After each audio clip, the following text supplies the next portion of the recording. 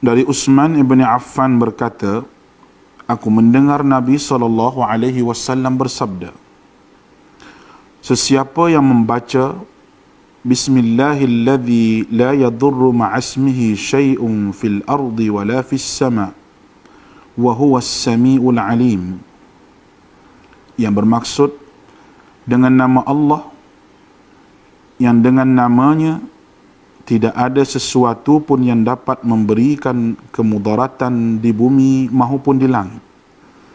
Dialah yang maha mendengar lagi maha mengetahui. Sebanyak 3 kali, maka dia tidak akan ditimpa bala yang datang secara tiba-tiba sehingga subuh. Dan barang siapa yang membacanya ketika subuh sebanyak 3 kali, maka dia tidak akan ditimpa bala secara tiba-tiba sehingga petang, iaitu malam. Hadis rawahu Abu Dawud menurut Syekh Syu'ib Al-Arnud. Hadis ini adalah hasan. Assalamualaikum warahmatullahi taala wabarakatuh dan selamat tengah hari. Saya Cikgu Abdul Syukri bin Ahmad daripada Sekolah Menengah Kebangsaan Tengku Sulaiman, dan kita akan berada di dalam tuition khusus untuk subjek geografi STPM Penggal 2 pada tengah hari ini. Jadi saya harap para pelajar ambillah peluang dan kesempatan ini masa PKP duduk di rumah untuk kita sama-sama mengingat kembali untuk kita menghadapi peperiksaan Penggal 2 ataupun semester 2. Dan saya akan membawa para pelajar untuk membincang pada tengah hari ini, iaitu tajuk sistem hidrologi dalam bahagian A. Sistem hidrologi dalam bahagian A, di mana satu tajuk yang cukup mudah, dan tajuk ini pula boleh dikatakan setiap kali peperiksaan ada. Dan daripada pengalaman kita, apabila calon memberi tumpuan kepada tajuk ini, kebanyakan calon akan mendapat markah yang tinggi. Calon-calon sekalian, untuk Penggal 2 ini sepatutnya calon-calon sudah selesai peperiksaan semester 2. Tapi disebabkan dengan PKP ini, masa dilanjutkan lagi, dan insya-Allah calon-calon akan boleh dapat markah yang lebih tinggi selepas ini. Baik. Topik hidrologi, para pelajar beri tumpuan kepada apa yang saya nak lukis gambar rajah di sini, dan kita akan lihat kepada proses-proses utama di dalam sistem hidrologi itu. Saya ingat para pelajar, guru-guru di kelas pun mungkin sudah ajar, tapi mungkin tak sempat habis, ataupun mungkin dah habis tetapi tidak sempat untuk nak mengulang kerana PKP-nya. Kita ambil kesempatan pada tengah hari ini untuk kita nak melihat secara bersama. Para pelajar, saya lukis dahulu latar ataupun kerangka untuk bagaimana sistem hidrologi ini berfungsi.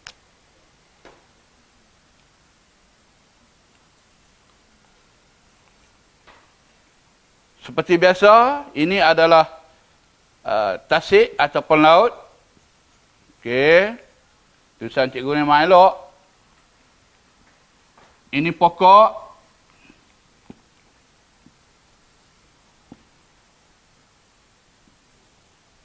Okey. Proses yang pertama dalam sistem hidrologi ini, calon-calon mesti kena ingat bahawa proses yang pertama ialah berlakunya apa yang dikatakan sebagai sejatan.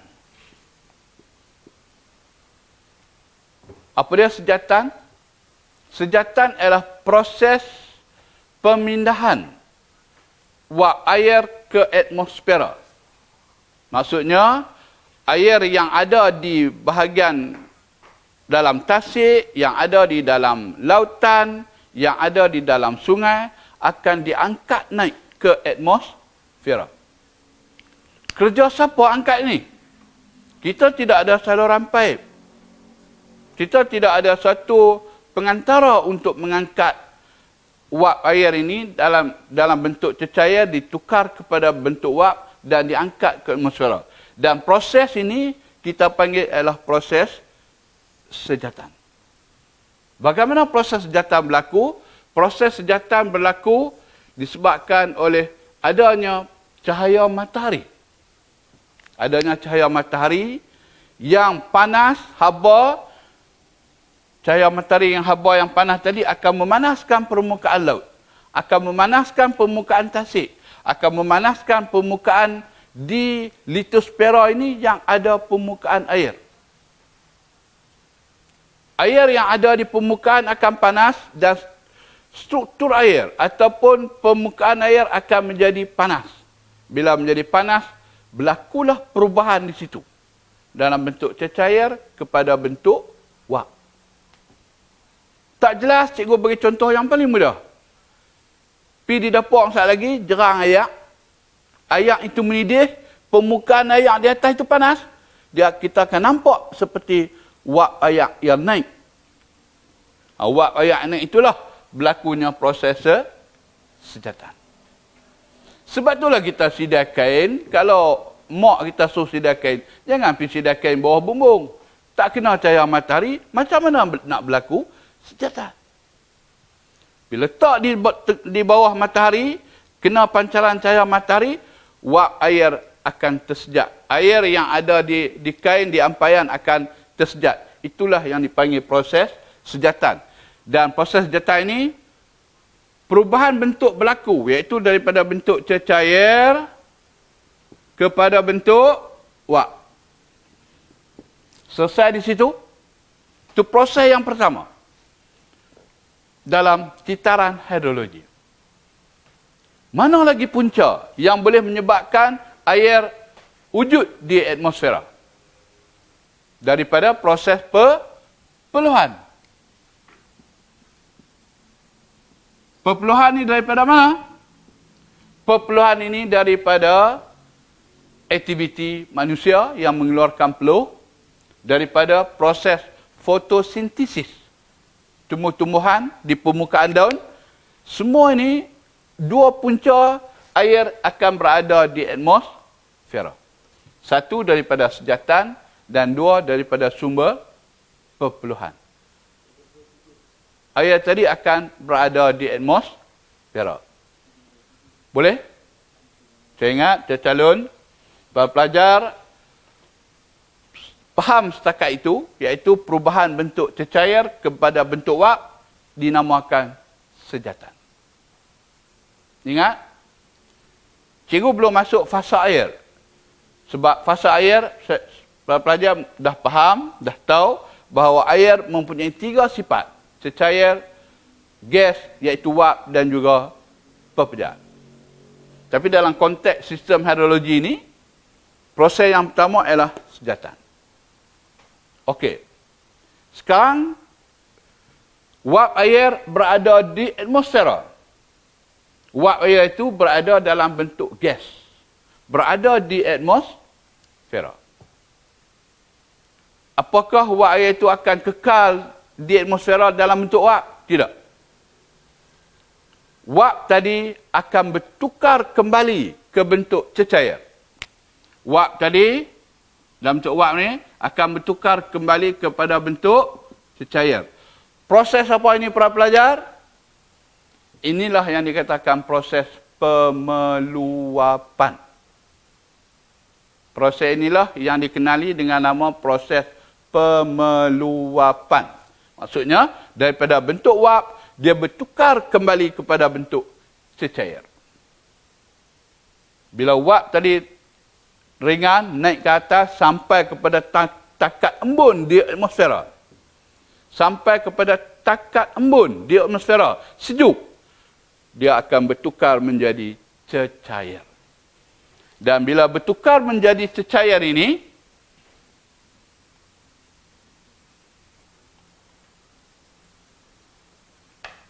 bagaimana bentuk dia? Cecair ini juga, cecair ini akan berkumpul menjadi awan. Ini awan apa pelajar? Awan Ramadan. awan.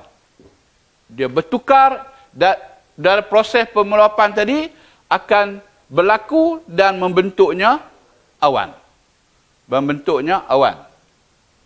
Dan anda perlu ingat, calon-calon perlu ingat bahawa peranan yang paling penting di sini ialah nukleus hygroskopik.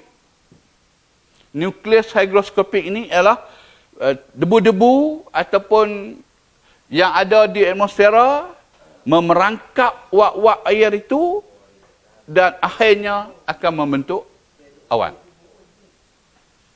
Membentuk awan. Sebab itulah pada ketika siang, ketika nak hujan petang, kita nampak awan itu berwarna hitam. Sebab di dalam awan itu adanya nukleus hygroskopik, adanya habuk, adanya debu-debu. Tetapi pada sebelah malam, kita nampak awan yang mungkin boleh menyebabkan hujan, awan tadi berwarna putih. Sebab balikkan cahaya itu. Dan nukleus hygroskopik ini akhirnya akan membentuk awan dalam proses pemeluapan.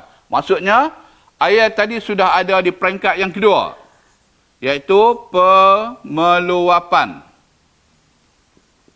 Okey, Bapak pelajar. Dan yang ketiga, dalam proses kitaran hidrologi, terbentuknya awan. Awan apa yang menurunkan hujan? Sudah pasti awan cumulus nimbus. Awan yang kita nampak berbukit-bukit itu, yang kita nampak di dalam bentuk berbukit-bukit, yang tebal-tebal itu ialah awan cumulus nimbus. Dan awan itulah yang mampu untuk menurunkan hujan di permukaan bumi. Okey.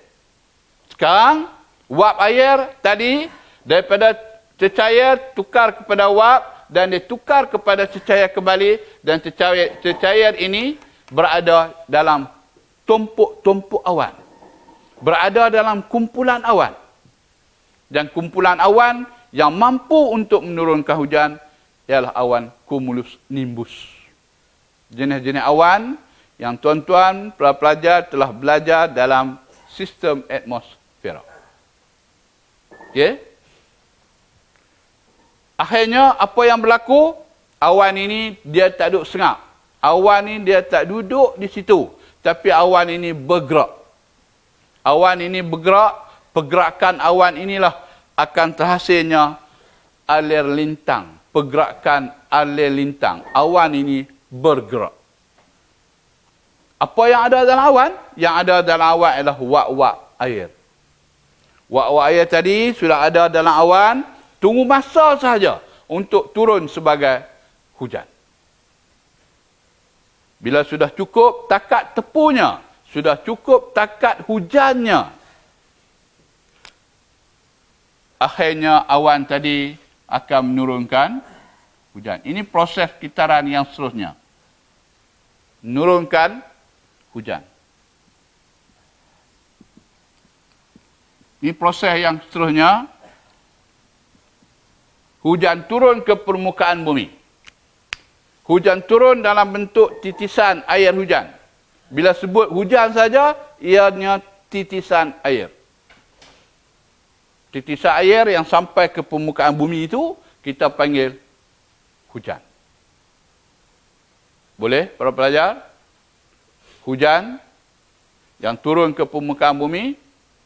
Sebelum hujan itu sampai ke permukaan bumi, sebelum hujan sampai ke permukaan bumi, sebenarnya titisan air hujan tadi telah dihalang oleh kanopi pokok. Dihalang oleh kanopi pokok. Apa dia kanopi? Kanopi ini adalah rimbunan-rimbunan pokok. Rimbunan-rimbunan pokok tadi berperanan untuk menghalang kelajuan titisan air hujan sampai ke permukaan bumi. Sekiranya tidak ada rimbunan-rimbunan pokok, dalam istilah lain dipanggil cegatan silara itu, sudah pasti kelajuan titisan air hujan tadi terus sampai ke permukaan bumi. Apa yang berlaku di permukaan bumi? Permukaan bumi akan terhakis. Permukaan bumi akan terhakis. Humus-humus semua akan hilang di permukaan bumi. Kesuburan tanah akan hilang. Anda tengok, anda review balik jenis-jenis hakisan yang anda belajar dalam sistem geomorfologi dahulu.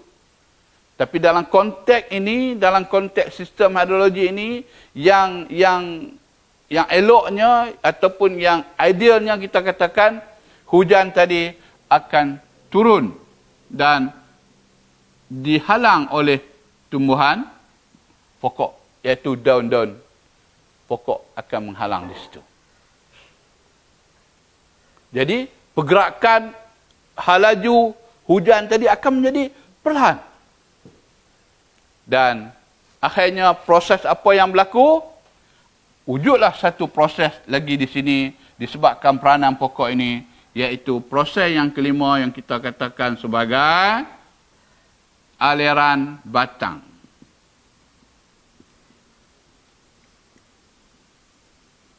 Apa dia aliran batang ini?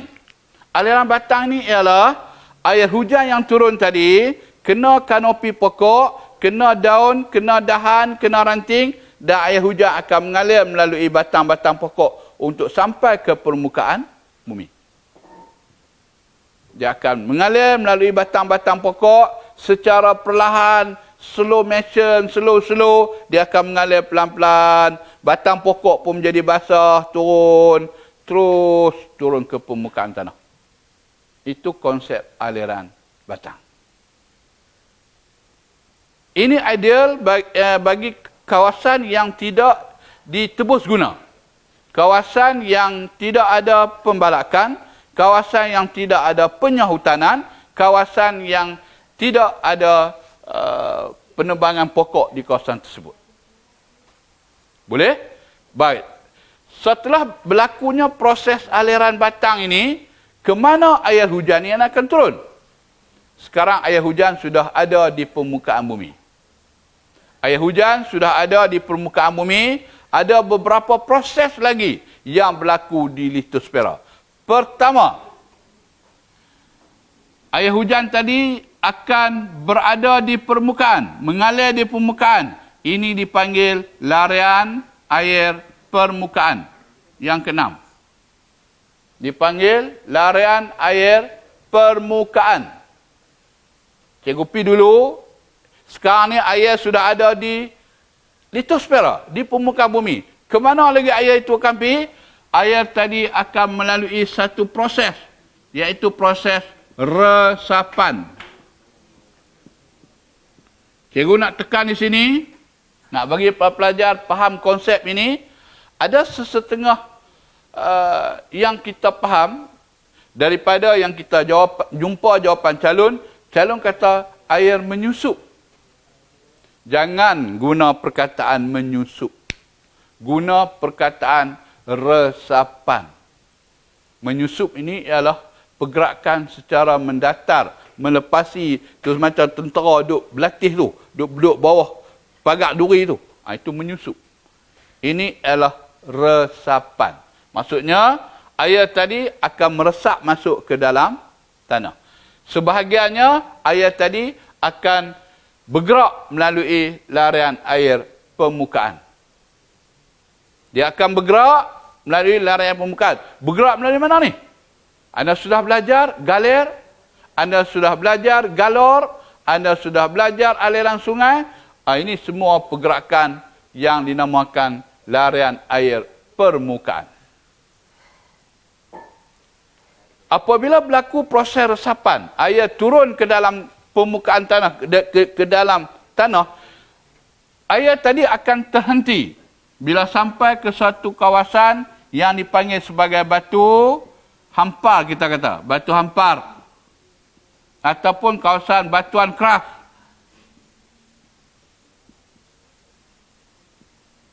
Batuan keras maksudnya air tadi sudah tidak dapat meresap masuk lagi dalam tanah. Sudah terhalang. mulalah berlaku proses yang seterusnya. Proses iaitu yang dipanggil sebagai edaran air tanah. Sebut it ni malam ni, boleh? Edaran air tanah. Maksudnya, air tadi akan bergerak di dalam tanah. Air tadi akan bergerak di dalam tanah. Ingat, pergerakan air dalam tanah ini akan menghasilkan suatu bentuk yang cukup popular, iaitu yang dipanggil sebagai aquifer. Ini aquifer. Apa dia aquifer ni? Telaga air bawah tanah yang digali, diambil airnya untuk dijadikan sebagai industri membotolkan air. Anda perlu ingat, dan calon perlu ingat, kalau beli air yang botol warna putih, itu yang tudung putih, itu adalah air pipe yang ditapis. Kalau beli yang tudung warna biru, tudung warna hijau, itu air mineral. Air mineral ni air dalam tanah lah. Yang digali, disedut, dibersihkan dan dibotolkan. Ini berpunca daripada aquifer. Okey, Tuan Fajar, kemana air ni pergi? Akhirnya air ini balik ke tempat asalnya. Balik ke dalam tasik, balik ke dalam laut, balik ke dalam kolam. Lengkaplah satu kitaran hidrologi. Bermaksud air ini sudah berjalan beberapa tahap. Dia berada di peringkat atmosfera. Dia berada di peringkat litosfera. Dia berada di dalam tanah. Akhirnya dia balik ke tempat asal dia. Bila berbalik ke tempat asal dia, itu kita namakan sebagai kitaran. Kita pun nak pergi mana? Kita pun akan balik ke dalam tanah. Lengkap satu kitaran. Dan calon yang saya hormati sekalian, yang sedang mengikuti siaran ini, terima kasih kerana anda menggunakan masa ini, duduk di rumah, buka Facebook, tengok. Tak kena bayar 5 ringgit pun. Terima kasih kerana mengikuti. Dan saya menjangkakan ada juga pelajar daripada Kedah dan Perak juga sama yang telah menghubungi saya semalam untuk nak mengikuti siaran ini. Okey, Pak Pelajar, kita ada beberapa proses utama. Proses utama dalam kitaran hidrologi ini. Lengkap. Dia sudah bergerak masuk ke dalam tasik. Sudah bergerak masuk ke tempat asal dia. Tapi calon-calon perlu ingat, soalan di peringkat STPM, di peringkat calon untuk nak ambil, untuk menguji calon ini, bukan ditanya semudah ini. Bukan ditanya semudah ini.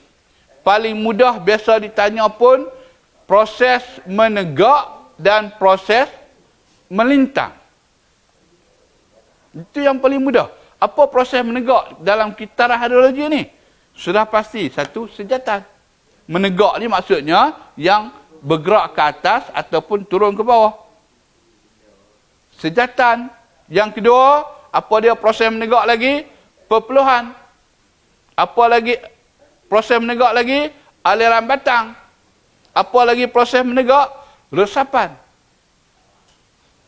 Dan apa proses mendatanya? Alir lintang awan tadi, pergerakan membawa air. Apa lagi? Larian air permukaannya. Apa lagi? Aliran air bawah tanahnya. Itu antara perkara-perkara yang biasa ditanya sepintas lalu, yang tanya bagi cikgu, bagi saya, itu dianggap mudah kepada calon-calon. Dan calon-calon perlu ingat, soalan-soalan yang berkaitan dengan sistem hidrologi ini selalunya dikaitkan dengan benda-benda lain. Dikaitkan dengan benda-benda lain. Itu proses-proses. Dan cikgu akan gunakan kesempatan yang ada ini untuk nak menjelaskan sedikit tentang fasa air. Harap calon-calon dapat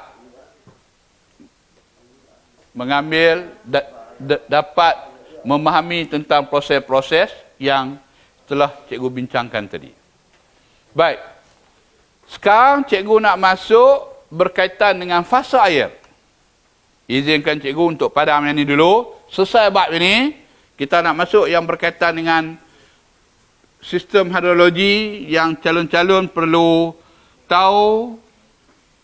Calon-calon geografi kena tahu bahawa anda adalah pelajar yang perlu mengetahui segala-galanya. Khususnya subjek geografi. Cikgu nak tunjukkan tentang fasa air. Okey, kita pergi seterusnya. Fasa air. Okey, fasa air ada 3.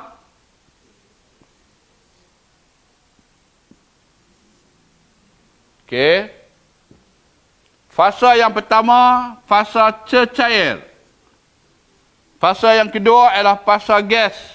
Fasa yang ketiga adalah fasa pepejal.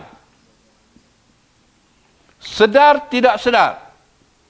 Sedar tidak sedar, inilah anugerah alam, anugerah Allah yang paling istimewa kepada air. Air boleh bertukar menjadi wap dalam bentuk gas. Air tadi boleh bertukar menjadi bentuk pepejal. Air tadi boleh bertukar dalam bentuk cecair. Tanah boleh?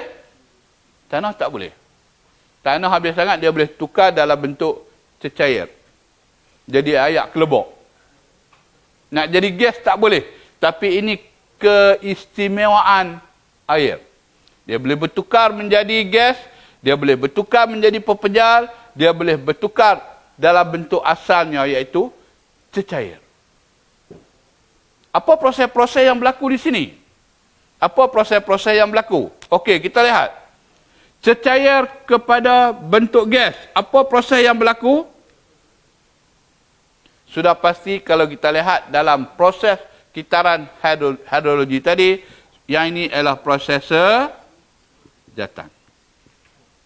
Dia perlu sejat. Macam cikgu kata tadi, jerang air, tengok di permukaan periuk itu, ada wap-wap air naik. Wap-wap air itu ialah gas. Tapi ingat, kalau kita jerang air yang berwarna kuning, jerang air yang berwarna oranye, jerang air yang berwarna merah, wap tu dia tak naik merah nah. Wap tu naik dalam bentuk putih. Itu kelebihan air. Okey, para pelajar, proses sejatan. Kemudian kita nak lihat pula cecair ke bentuk pepejal. Apa proses dia? Daripada cecair tukar kepada bentuk pepejal, iaitu proses pembekuan.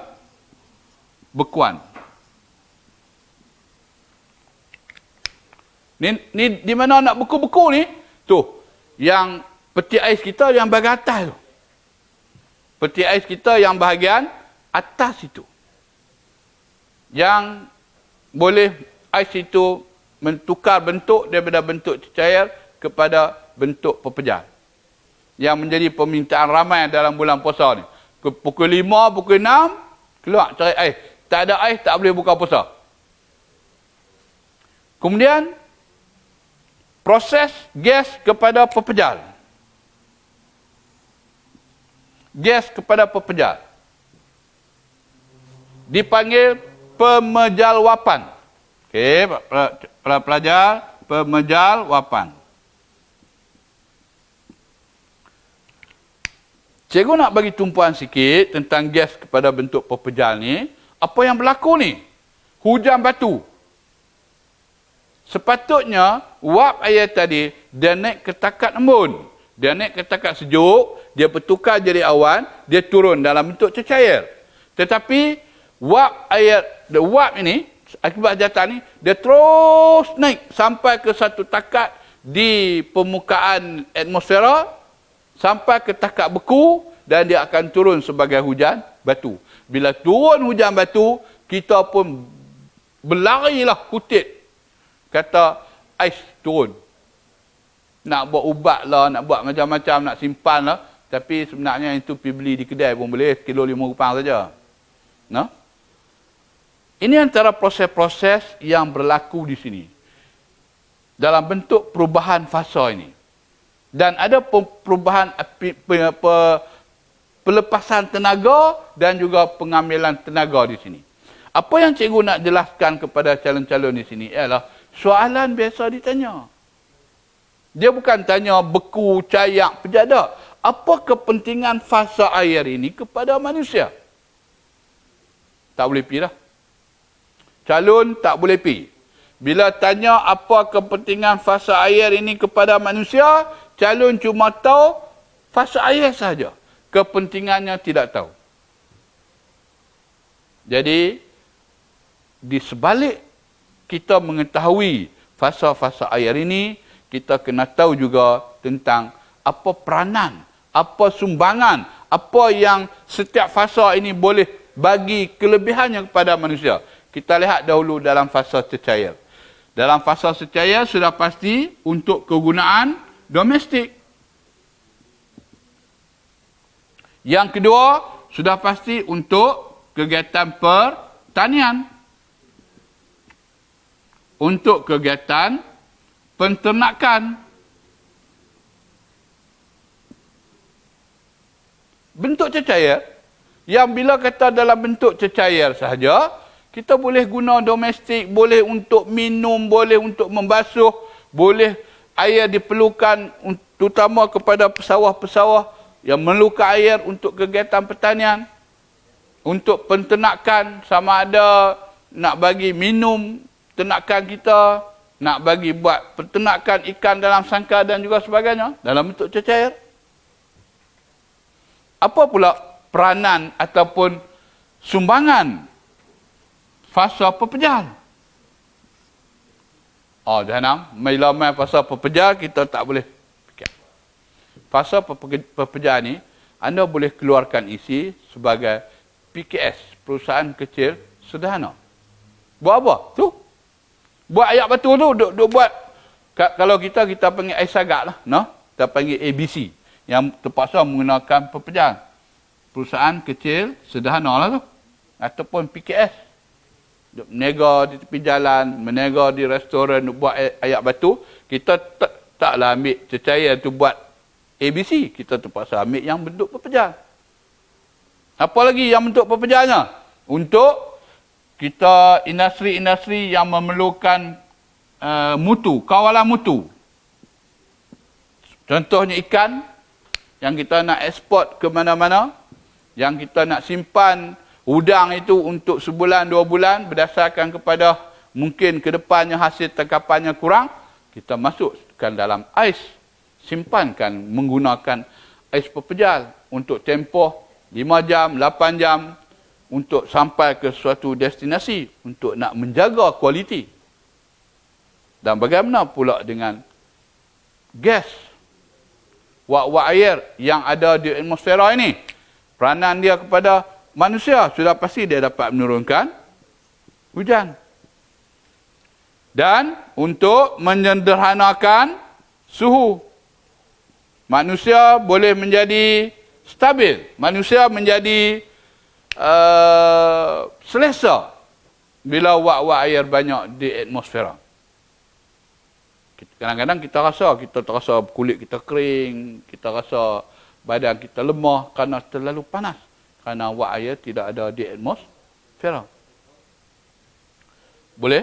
Para pelajar yang dihormati sekalian, yang sedang mengikuti siaran ini, kita ucapkan terima kasih kepada Jabatan Agama Islam Perlis, Jabatan Pendidikan. Cikgu nak masuk satu topik saja lagi sebelum kita bersurai hari ini pada hari Jumaat, iaitu keberkesanan kerpasan, yang baru-baru ini menjadi satu topik yang hangat dibincangkan di media-media sosial. Apa maksud keberkesanan kerpasan ini?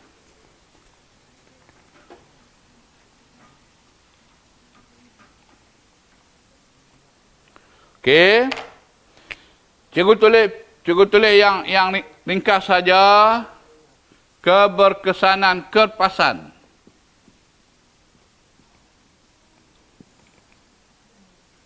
Okey, para pelajar. Kalau para pelajar lihat di dalam sukatan kita, di dalam topik yang kita perlu belajar di dalam sistem hidrologi ini, ada satu subtopik iaitu keberkesanan kerpasan. Jadi tidak banyak pihak yang nak menjelaskan bagaimana nak menjelaskan keberkesanan kerpasan ini. Hari ini cikgu nak menjelaskan kepada pelajar, pada calon-calon, juga mungkin kepada guru-guru geografi lain yang sedang mengikuti siaran ini. Dalam konteks keberkesanan kerpasan ini, umumnya, secara mudahnya, secara orang kampung kata macam ni lah. Bila hujan turun itu, dia berkesan untuk apa? Apakah hujan yang turun itu berkesan ataupun tidak berkesan? Tapi dalam konteks ini kita baca macam ni. Keberkesanan kerpasan. Tuan-tuan tengok, para pelajar tengok, pokok-pokok yang ada di hutan tu siapa duk pergi jurus? Siapa yang duk pergi siram dia, tapi dia boleh membesar, dia boleh membiak, dia boleh berbuah dan boleh memberi hasil pada kita. Adakah orang tiap-tiap petang duk pergi jurus dia? Tak ada. Siapa yang main peranan di sini? Iaitu hujan. Karena hujan yang turun itu ialah hujan yang berkesan.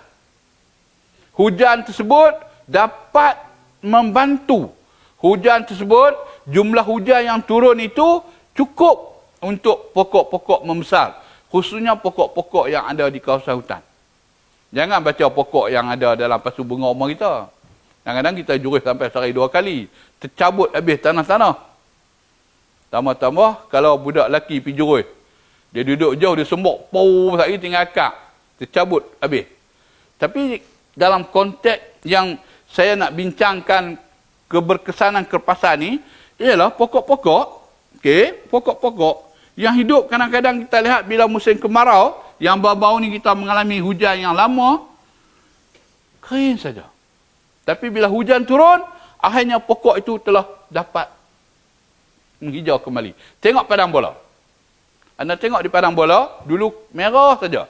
Tapi bila hujan, rumput-rumput panjang, terutama zaman PKP ni, kemarin boleh berapa tahun, cepat membesar.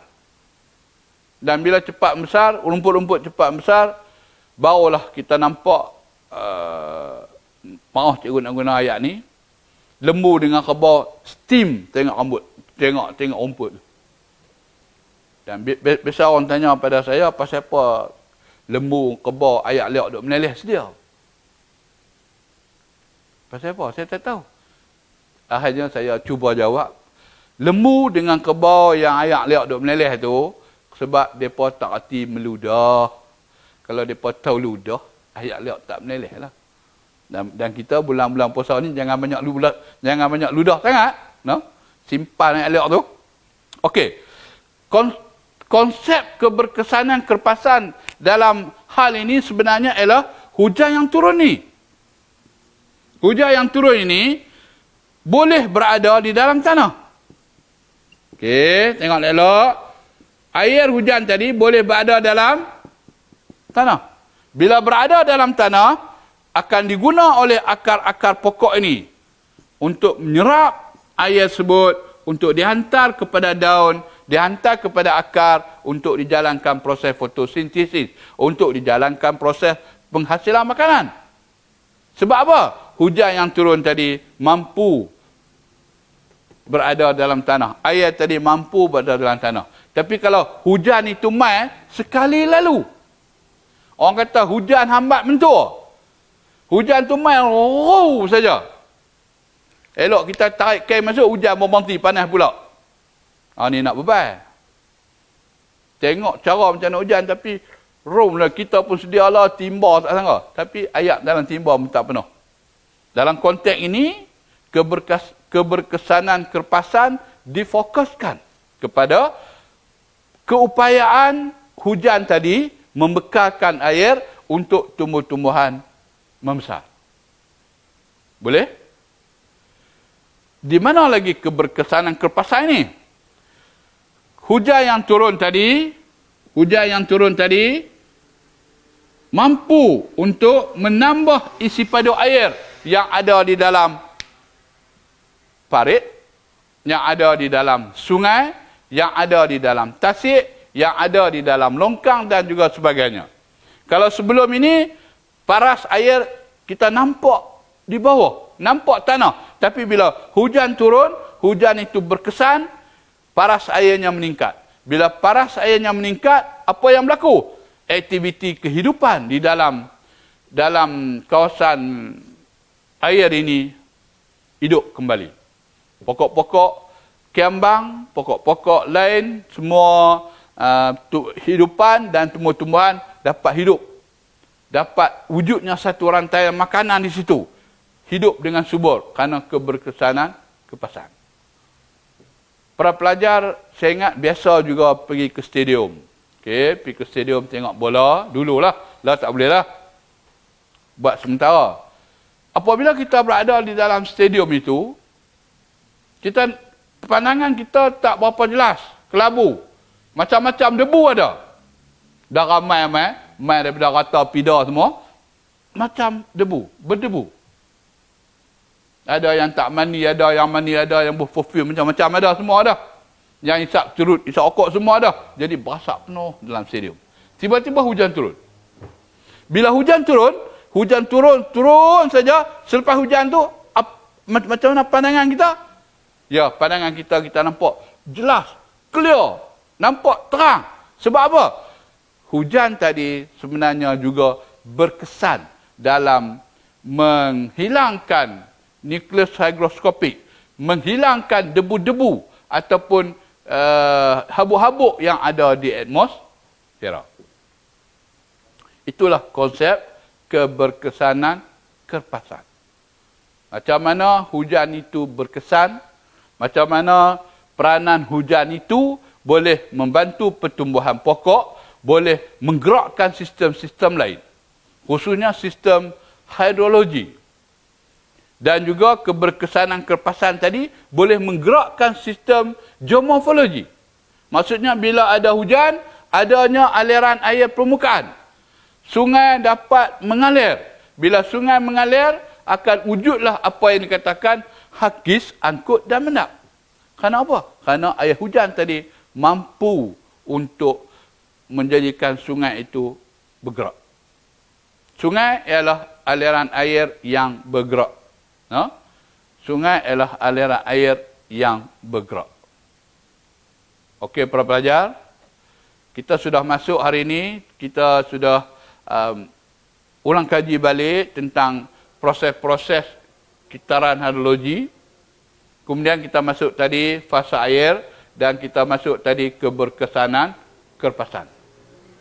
Jadi, dalam konteks ini, dalam konteks sistem hidrologi ini, soalan-soalan boleh ditanya sama ada dalam bentuk soalan struktur maupun soalan esei. Ada satu soalan yang pernah ditanya kepada calon-calon, iaitu proses pembangunan. Proses pembangunan menjejaskan sistem hidrologi. Proses pembangunan menjejaskan sistem hidrologi. Cikgu akan tinggalkan soalan di situ, tapi anda boleh berbincang ataupun anda pelajar boleh menjawab sendiri soalan ini. Berikan kepada cikgu untuk nak lihat bagaimana sama ada anda mampu tidak mampu untuk nak mengulas tahap bagaimana sistem hidrologi itu boleh terganggu akibat daripada proses pembangunan. Calon-calon yang dihormati sekalian, para pelajar yang saya hormati sekalian, soalan kita STPM ini bukan lagi berada di peringkat pengetahuan, bukan lagi berada di peringkat pemahaman, tapi sudah berada di peringkat aplikasi, sudah berada di peringkat penilaian, dan sekarang sudah masuk kepada peringkat sintesis. Dua peringkat ini adalah arah soalan yang perlu calon-calon kena tahu. Tapi calon-calon kena menilai kembali, kena lihat kembali bagaimana untuk nak menghurai. Ini yang kelemahan yang paling ketara yang kita dapati daripada keseluruhan calon. Nak menghurai tak boleh. Dan sekiranya ada kelampangan masa lagi, selepas ini cikgu akan fokus kepada bagaimana untuk menghurai isi. No? Anda terbawa-bawa dengan cara lama, anda senaraikan isi-isi, tapi huraian tidak ada. Jadi anda akan dapat satu markah saja untuk isi dan markah untuk huraian tidak ada. Okey. Dalam konteks yang terbaru yang kita jumpa daripada soalan terbaru, dia ada soalan berlapis sekarang. No? Ada soalan berlapis. Soalan berlapis ni pun nanti kita akan, cikgu ada satu slot lagi, cikgu akan tumpu kepada bagaimana untuk menjawab soalan berlapis ini. Soalan berlapis inilah yang menyebabkan calon-calon pengadua sebelum ini mengalami kehilangan markah yang banyak. Dan cikgu percaya bahawa calon-calon bersedia untuk menghadapi peperiksaan pengadua, no? Peperiksaan pengadua, walaupun sepatutnya calon-calon telah menjawab 5 dengan 6 hari bulan sebelum ini, dan tetapi dipanjangkan dan calon-calon gunakanlah masa luang ini. Dan bagi calon-calon dalam pengadua ini, juga dalam penggal 3 nanti akan buat kerja khusus. Soalan kerja khusus sudah ada. Cikgu tengok senang saja soalan tu. Bagi calon-calon yang belum lihat soalan tersebut, boleh hubungi guru ataupun kawan-kawan dan rakan-rakan yang boleh menyebabkan yang boleh membantu anda untuk kerja khusus. Jadi pada tengah hari ini, sempena dengan hari Jumaat, hari yang mulia ini dalam bulan Ramadan ini, Cikgu amat berharap para pelajar dapat sedikit manfaat daripada yang kita bersecara langsung ini. Apabila para pelajar tengok ini, kita mendapat sedikit manfaat, dapat sedikit ilmu atas perkongsian ilmu yang kita buat pada hari ini. Dan cikgu harap para pelajar jangan gunakan masa PKP ini untuk tunggu bila sekolah nak buka, jangan tunggu, tapi anda penuhkan, anda habiskan baca subjek-subjek yang anda perlu periksa pada penggal 2 ini, supaya selepas PKP ini sekolah dibuka, kita telah bersedia untuk mendapat ilmu dan kita mendapat manfaat apabila kita berada dalam tempoh PKP ini. Sehingga itu sahaja perjumpaan kita ataupun pengkongsian ilmu kita pada tengah hari ini. Apa yang baik para pelajar ambil, dan cikgu harap para pelajar bersedia bila-bila sahaja pihak kerajaan boleh umum sekolah untuk tingkatan 6 dan tingkatan 5 dibuka, kita akan masuk dan kita akan berjumpa dengan peperiksaan semester 2. Jadi selamat Hari Raya di kesempatan ini, selamat berpuasa dan jaga diri elok-elok sebelum kita masuk ke sekolah selepas PKP ini, belajar dalam keadaan fenomena ataupun dalam yang baru. Sekian, Assalamualaikum warahmatullahi taala wabarakatuh.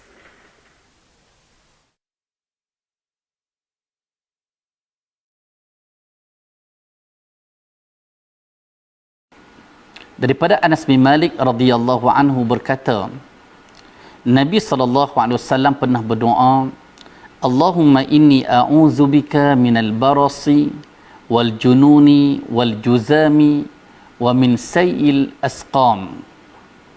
Ya Allah, aku berlindung denganmu daripada penyakit sopak, penyakit gila, penyakit kusta dan penyakit-penyakit yang buruk. Hadis diriwayatkan oleh Al-Imam Abu Dawud dengan sanad yang sahih.